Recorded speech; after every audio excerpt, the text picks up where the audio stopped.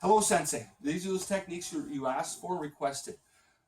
So the first ones we'll be looking at is a standing key lock, or other known as a type of a shoulder lock. We're going to demonstrate it from the stand, and I'll also demonstrate that same lock from the ground position. So, properties of that shoulder lock, or which we call a key lock. The reason we call it a key lock is just the position of the human arm. But we are attacking the shoulder, so it falls into the shoulder lock category. The key aspect about doing this lock from the stand or from the ground is keeping the fist shoulder height. I want to keep this arm coordinated in, tight to his body as humanly possible. Again, it doesn't matter if I'm standing or if we're doing it from the ground, this angle can't change. It's to deal with the human shoulder. As we come up, the human shoulder has a lot more room for rotation. The rotator cuff, as we come down, that rotation goes away. So therefore, we're able to lock up and dislocate the shoulder.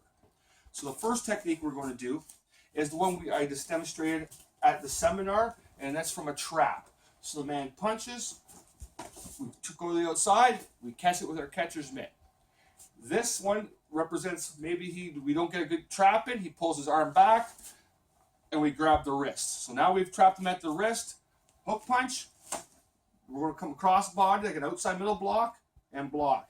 Now to set up for this elbow, for the shoulder lock, I'm going to drop my elbow into the crease of the arm I have trapped, trying to get to the outside nerve if possible to cause his arm to bend. Now that I got his arm bent, if you notice, I've moved it nice and close and tight. I got to keep this tight. I haven't changed my hand grip. My underhand hooks under his elbow. So now it becomes a roll. So I pull up on his elbow, and I'm going to push down on his hand, keeping myself tight to his body, keeping it close and tight and rolling, causing to lock the shoulder up. So again, I'll do it one more time from that same technique. So hold it straight and punch. We trap the arm. The man is able to free his arm. We're still going to keep it trapped. Punch will come. We block. I'm going to step in behind his lead leg, breaking his balance, pushing his arm tight into his body. Hook that elbow, and now by pushing down on his wrist, lifting at the elbow, we're able to lock that arm up. Okay? I'm going to do the same technique from a different entry. Okay, just something a little different. This time, maybe you're walking down the street, someone cross-body, wrist grab. They grab your wrist. And this could be almost the same lead in now. So now he goes to sucker punch you. We're going to block. Drop that elbow, slide in, lock the shoulder up. Key is I need to stay behind this knee so I can keep his balance and his weight adjusted so I'm able to attack this shoulder. And again, if you notice, as I pull myself free, where is that arm?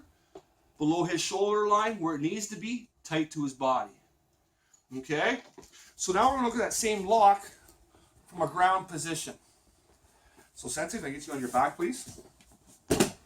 So I'll turn Sensei this way. We're going to look at that same lock from a cross-body crab position. Key about the crab position, I need my knees nice and wide, taking the center of my body, what I would call center mass, to his center mass. I need him to, he wants to ride my weight, that way it exhausts him. So now from this position, maybe we're down in this position, my head is normally down and in control, he goes to push my head away. So as he goes to push my head away, the hand that's closest to his head, I want to come underneath and grab the wrist. So now as I push it to the floor, if you notice where my other hand already is, it's already where it needs to be. I push his arm down. I'm going to grab my own wrist.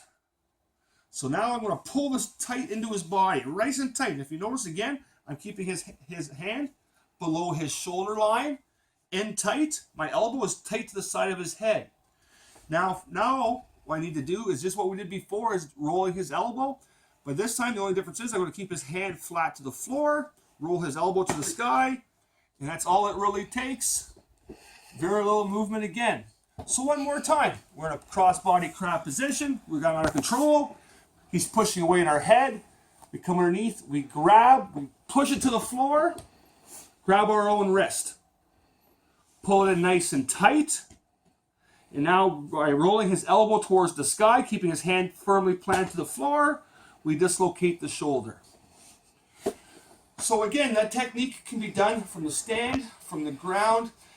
multitude of different entries, right, and different positions. But again, the key of that lock, otherwise it's a shoulder lock, what we call a key lock, is again, hand has to be lower than their shoulder, bent tight into the body. Thank you very much.